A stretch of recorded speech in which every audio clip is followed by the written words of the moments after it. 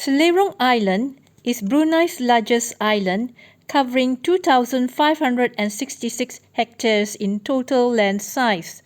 The island has one of the most pristine and best preserved mangroves in the world, with many unique features that can only be found within the forest.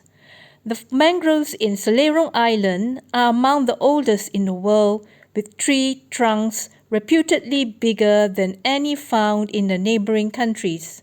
On Selirong Island, about 45 minutes boat ride from town, there is a 2-kilometer boardwalk where visitors can view the mangrove ecosystem without getting their feet wet or stuck in the mud. During our recent visit to Selirong Island, we were lucky to see some of the amazing flora and fauna on the island. The first creature we spotted was a reticulated python, coiled up and fast asleep between the mangrove roots. It has an orange-brown color with a series of irregularly diamond shapes on its body. One of the many myths propagated by Hollywood and which most people have come to believe is that pythons are one of the most docile reptiles. In the wild, pythons will coil on the branches of trees, and after selecting and successfully snaring their victims, they will grab them with their mouths and coil themselves around the targets. With that thought in mind, I moved away from the python as quickly as possible. However, my guide, Jungle Dave, quickly stepped down from the boardwalk to the mangrove roots, zoomed in on the python and took pictures of it. I prayed that it would not wake up, otherwise we would have to run for our dear lives. Luckily, it was deep in slumber, probably dreaming of its next big meal. As we walked further down the boardwalk, we saw tracks left by the python next to a pool of water. During low tide, the giant mud skipper emerges. Mud skippers are actually fish which spend at least half of their lives out of the water in the manner of amphibians. Their eyes are located on top of their head, allowing them to keep a close eye on their territory. We saw a crab enclosure halfway along the boardwalk, but there were no crabs living inside it. According to Jungle Dave, these creatures had fallen prey to the crab-eating macaque, Macaca fascicularis, or long-tailed macaque. In the past, the mangroves of Brunei Darussalam were a major source of wood for the construction industry as charcoal and firewood.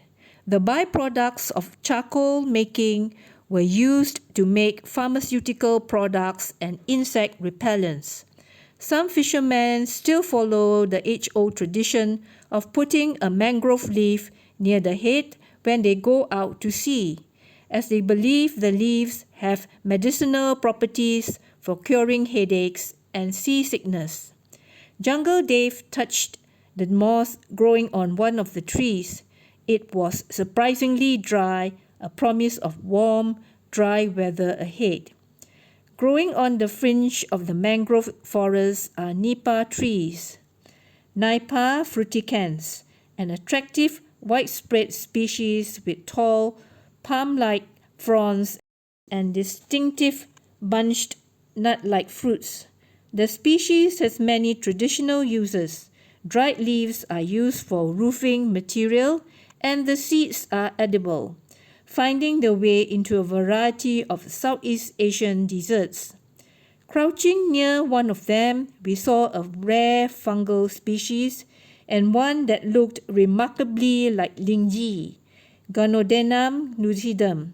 It was Jungle Dave who later told me lingji in Chinese means herb of spiritual potency or mushroom of immortality because of its presumed health benefits and apparent absence of side effects.